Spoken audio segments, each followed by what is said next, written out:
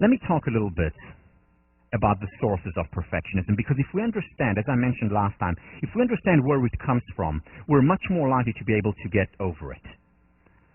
So some of these sources of perfectionism. The first one, the most important one, is conditioning. I mean, we are not born perfectionists. Children, as you saw in the video there, as you know, born actually enjoying the learning process much more than we do when we're afraid of failing. They fall, they get up again. So it's through conditioning that we learn to be afraid of failure. Specifically, the schema that we internalize, that's being reinforced constantly from almost the time when we're born, that what matters is the destination. When we get to a certain destination, such as learning how to walk, well done. Such as getting the A at the end of my first grade, terrific, gold star. It's the destination that's rewarded, and after a while we begin to internalize this schema, and we begin to believe that we're accepted when we achieve a certain completion.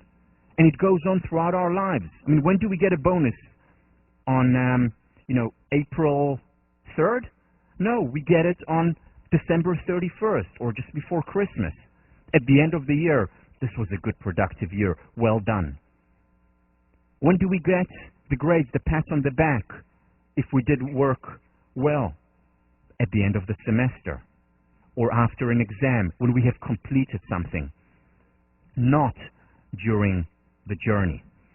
In other words, the journey goes unrewarded, and we begin to perceive it as inconsequential, not important, just a means toward an end. Very few teachers, parents, organizations, schools reward the journey, the enjoyment of the journey. And of course, very few reward, lo and behold, failure, which is an inevitable part of every journey. So that we learn, no good, this is no good. We must have, as much as possible, a straight line, a straight schema. And we pay a price for it when we internalize it. And this is the kind of social environment that we're born into, that we're raised in, and the social environment that is very difficult to change. I mean, I know I have little kids at home. It is so difficult to change it because very often I'm inclined to say, to focus primarily on Shirelle, she just learned how to walk. Well done, you just walked, as opposed to rewarding the effort, as we'll talk about in a minute, and rewarding the hard work, and rewarding even the failures, the trying, the coping, the process. Very difficult. And that's connected, of course, to the permission to be human. The permission for the constrained view of human nature, as opposed to the idealized, disconnected, detached view of what life can look like, because it can't. Instead of permission to be human, there is pressure to be perfect. It's constant, it's ongoing. It's in the media, it's in the workplace, it's in our educational institutions, it's everywhere, and we pay a price for it. Now, let me give you some examples. Before I give this example, just a quick introduction. As you know, academics don't make that much money. I mean, when people go into academia, it's usually not for the money. So many academics, myself being no exception, have to supplement their income. So I supplement my income, and I want to share with you something that I do on the side.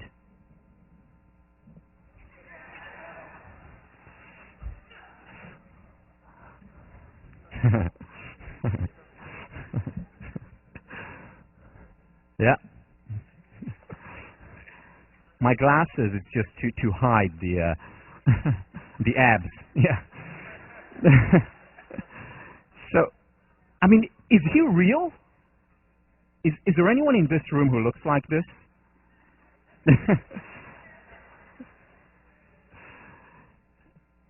Yeah, I didn't mean for you to answer that question. But, I mean, is this real? Well, Partially, a lot of it is photoshopped, but yeah, there are some people who look like this. But what do we see in the magazines? I mean, if you go to the magazine store, you know, the magazines, these are the kind of people who are on the cover. Perfect beings. Even more so, you know, so we have our Kens, even more so with the Barbies.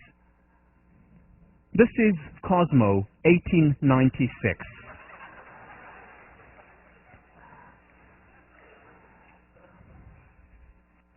Yeah, I never procrastinate. I just do a lot of work on Google Image. So, look at this. The progress of science. Some examples of recent art. Just like Cosmo today, right? Well, so look at this. Sex goddess secrets. I mean, it's not even sex human secrets. That's not good enough. Look at the standards that are set for ourselves. How am I ever going to match that? Or here, oh, I didn't see that. The naughty things, 30% of, I should read that. Yeah. But that's not what I wanted to point to. I actually wanted to point to this. How to get ahead fast. As fast as you can, right? There's no time. Or this. Never have a zit again. I mean, I still have zits. I'm 37. How do they do that? Again, unrealistic models.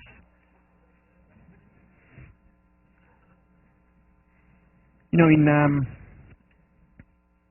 1997, when I was living in Singapore, I wanted to bring Nathaniel Brandon to Singapore. Again, he's considered the leading person on self-esteem. His wife, Devers Brandon, has done a lot of work in the area of self-esteem and personal growth. So I wanted to bring them both.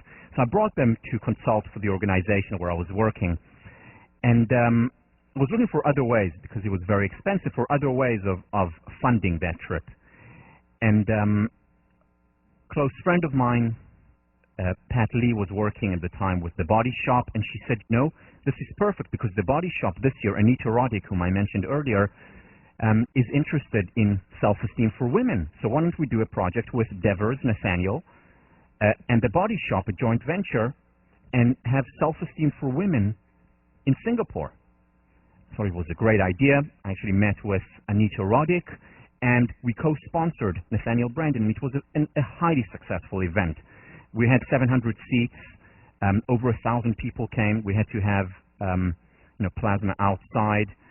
And in addition, it made a huge stir and really started a movement, or a mini movement, in Singapore, self-esteem for women. As a result of that, Nathaniel Brandon wrote a book called Self-Esteem for Women, because he was blown away with the fascinating stories that were told in the seminar and so on.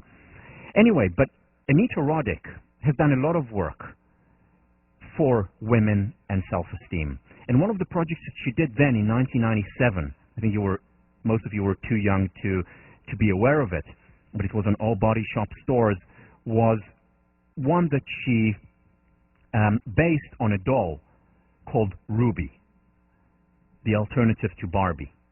And here is what the campaign looked like. Whoops, sorry. There are 3 billion women who don't look like supermodels, and only 8 who do. Or, hey media, where we come from, cultural and physical diversity is the norm. It's called Planet Earth. Very effective campaign, and so important, because what are the models that we have today in our culture? All or nothing. I mean, these pictures, by the way, came together. It's not, I didn't put them together. Either you binge or the alternative. Or what do we get in the movies?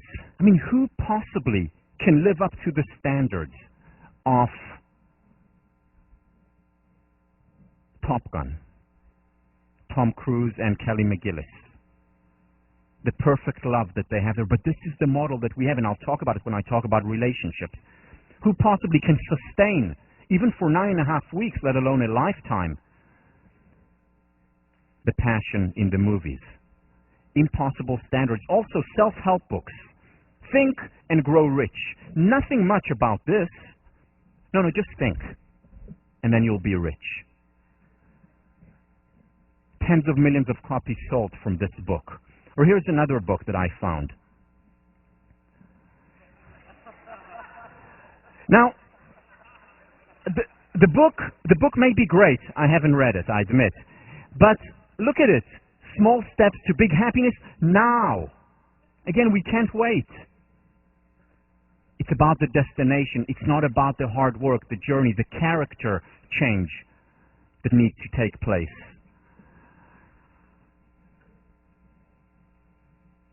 And there is something else.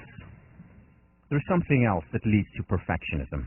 And this is research that you've already read about. And this is great work done by Carol Dweck, who's now at Stanford. Here is her study, because you see, what she illustrates is that not all praise is good. Telling a kid you're wonderful, you're terrific, you're great, no matter what, indiscriminately, you're so smart, you're so amazing, my little Einstein, that's not always good. That may be harmful in the long run. And it may create the perfectionism schema. So let me share with you one of her studies. And again, I think you've already read this. So what she did was going to a group of 10-year-olds and randomly divided them into two groups. The first group did a puzzle which they completed successfully, each one individually. And at the end, for each one, when he or she completed the puzzle, she would say,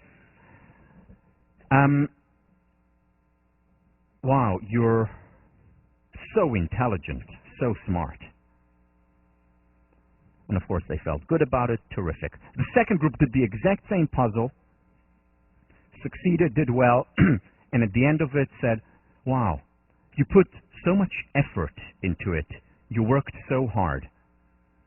Again, randomly divided into these two groups. One, smart, intelligent. One, effort, hard work. And then she had a second part to the study. In that second part, the participant had to choose between two puzzles. One puzzle, they were told, was relatively easy, one they could do well. The other one was extremely hard, but they could really learn a lot from it.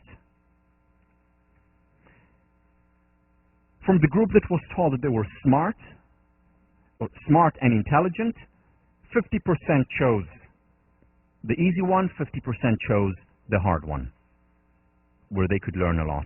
From the group that was told that they were hardworking, that they put in a lot of effort, 90% chose the hard one, the one that they could learn from. So this was part 2 of the study. Part 3, she brought them in again, and this time had them take or do a puzzle which was very difficult, which was essentially unsolvable. And she wanted to see the reaction of the two groups. The group that was told how smart they were, how intelligent they were, that group didn't persist much and experienced a lot of frustration, and then would give up very quickly on that puzzle. In contrast, the group that was told earlier that they worked hard and that they put in a lot of effort persisted much more and actually enjoyed the process, even though they didn't end up solving the puzzle. But they enjoyed the process and they worked harder. Look at this slight manipulation. Simply one sentence. Oh, you're so smart. Oh, you're working so hard. One sentence leads to this significant difference. In her words, emphasizing effort gives a child a variable that they can control. They come to see themselves as in control of their success.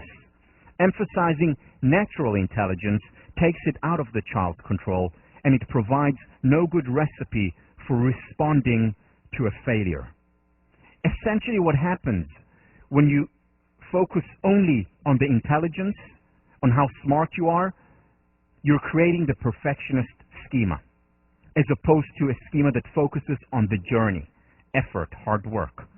She continues, when you praise kids' intelligence and then they fail, they think they're not smart anymore, and they lose interest in their work. In contrast, kids praised for effort show no impairment and often are energized in the face of difficulty. What a difference just based on these two approaches. Person who is praised for their intelligence creates this schema: either I'm intelligent or I'm not, and I'm afraid of not being intelligent, so I'll choose the easier task. And when I can't do something, it's an attack, it's an assault on my schema. Right? It's a deviation from the straight and narrow. In contrast, if effort is most important, okay, let me see what's around the corner here. Hey, I'm learning a lot now. This is wonderful. This is fun. Because with one, it's a fixed mindset, in Dweck's words, and the other is a malleable, changing, ongoing, developing mindset. One, there is fear of failure, because I want to be smart. It's fun being called smart and intelligent. I don't want to threaten the schema. Versus working hard, focusing on the process, when the excellence schema becomes the dominant modus operandi. Okay.